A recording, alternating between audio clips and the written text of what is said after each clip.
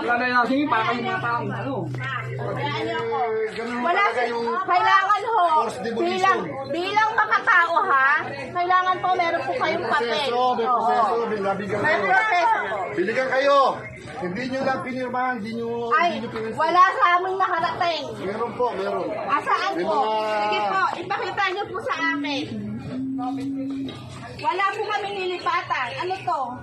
Hindi nyo tinanggap yung ano eh. Wala po. Wala po sa amin. Wala po sa amin pinapadala papel. Kasapin nyo nga ito. Wala po. Ano yung ano? Sila mga ano. Ma'am, di ba nag-usap na tayo? Yung tatlo po dyan sa inyo relocated na.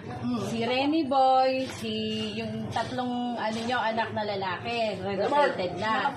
O kaya nga, tapos po kayo po, nung time na nag-PDC tayo, ang sinabi niyo po, gusto niyo dito lang kayo. Diba? Ngayon po, may allocation kami sa inyo na binigay na kayo po ay entitled dito. Diba?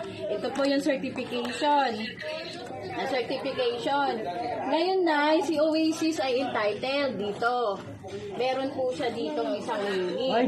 Ngayon po, ang ano natin, na proseso na at meron po kayong certification dito, binigay namin yung gusto nyo.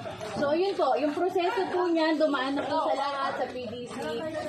Ngayon po, kung nasa sa inyo na po, May nakatira pa dyan, ba't hindi nyo unahin yung walang nakatira, sir? Tingnan muna. Tatanggapin nyo o hindi. Kung hindi nyo po tatanggapin, okay lang po sila. Tatanggapin namin.